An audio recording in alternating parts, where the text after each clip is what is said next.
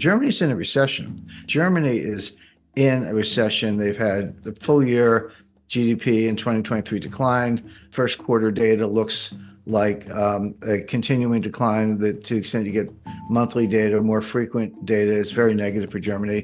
I just bought a brand new German sports sedan. By the way, my old car I had for 15 years. It had 250,000 miles on it, so I figured it was about time. But I can't. But the new one, I'm very careful about the specification. It was made in Germany, which is good, but the engine was made in Hungary, and I was fine with that. The Hungarians are smart and they're productive, and I'm sure they had good quality control. But I thought, gee, isn't that interesting that Germans are outsourcing the engine production to Hungary, the way Americans are outsourcing everything. Well, it used to be China, now it's Mexico. Why can't Germany make those engines the way they used to? Well, the answer is the energy costs are too high.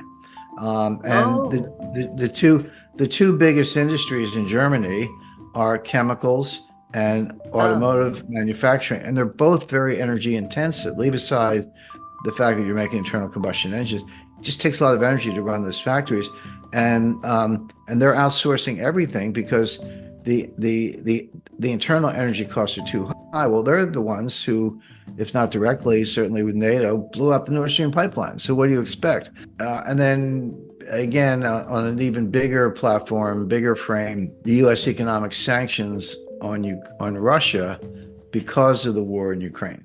Mm-hmm. And again, if you're in a war, economic sanctions on your enemy are not unusual. But I teach a seminar on financial warfare at the U.S. Army War College, and it's a kind of a handpicked class, 12 or 13 students. And when I did the class in 2022, it was in April, and it was right after the war began. And I said, let me tell you what's going to happen. We had already put a lot of sanctions on, but there were new ones coming out every day, like almost every day. I said, here are the sanctions, here are the legal authorities. We froze their accounts. We banned their exports of strategic metals. We banned their exports of oil and natural gas. We banned imports to Russia of technological equipment, et cetera, et cetera.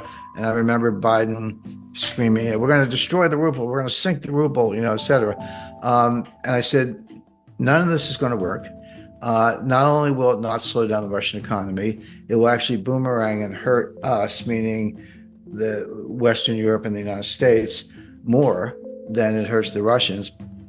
And I got a lot of pushback from the class. They were all, gung ho. I mean, I don't blame them. They're military. They want to win a war or whatever.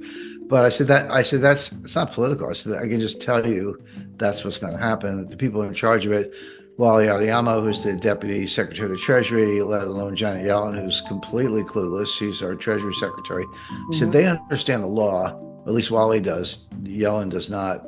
But they don't understand economics. They don't understand how easy it is to work around sanctions, how easy it is to use import substitution, et cetera.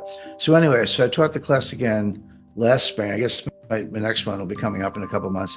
But in the spring of 2023, I taught the class. I said, let me tell you what I taught last year's class. And I kind of went down the list. And I said, and I was right about everything. Wow. I was right that the sanctions wouldn't work. I was right that they would boomerang. Today, the biggest problem in the Russian economy is a labor shortage. That economy is booming. It grew about 5% in the fourth quarter of 2023.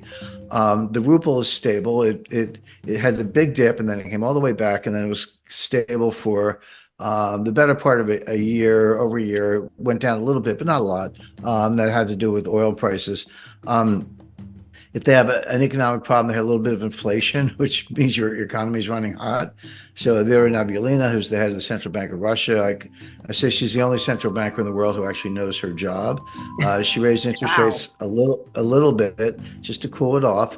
But they have labor shortages. And one of the reasons they have labor shortages is not only did they put the economy on a complete war footing, but so many people are enlisting in the military that they can't get workers in their 20s. I mean, this is, the myth in the West, what you would read in, in the Sydney and Melbourne newspapers, or the Financial Times, or the Economist, the New York Times, Washington Post, et cetera, is, Russia, the troops the morale is low, they're poorly trained, their officers are all sitting around drinking vodka, they don't have a doctrine, military doctrine, et cetera. they're all lies. Every single one of those things is a lie. The fact is, they're winning the war.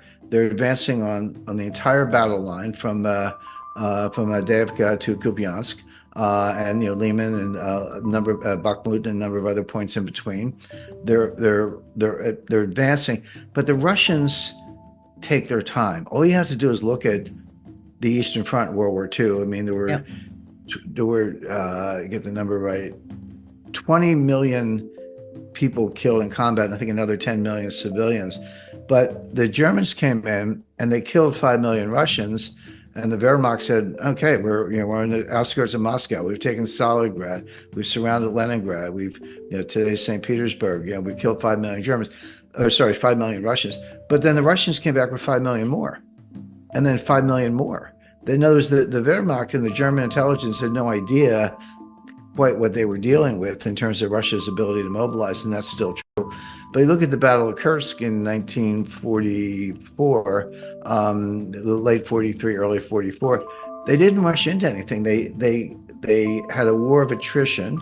They wore down the Germans, and then they surrounded them. They enveloped them in what's called a cauldron, and they annihilated them. But they weren't in any hurry about it. And it was only when the Germans had been annihilated that they moved through Warsaw and Berlin.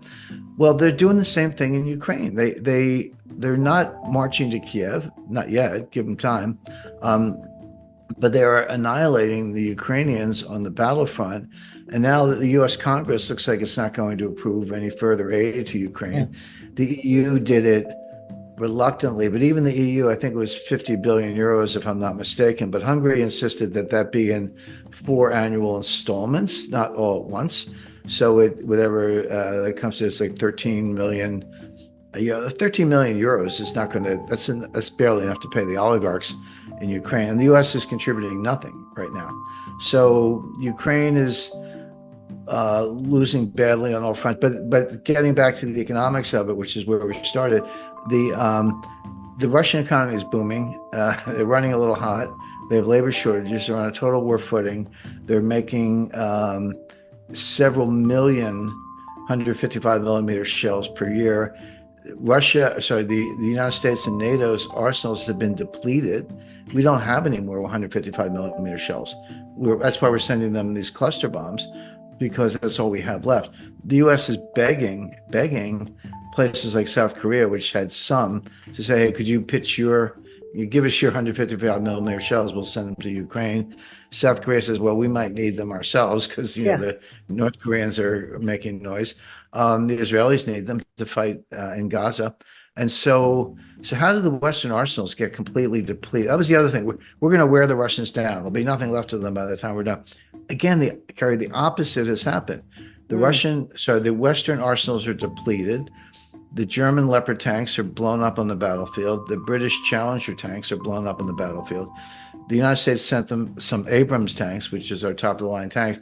The Pentagon called Zelensky and said, please don't use them, because we don't want any pictures of them burning on the battlefield.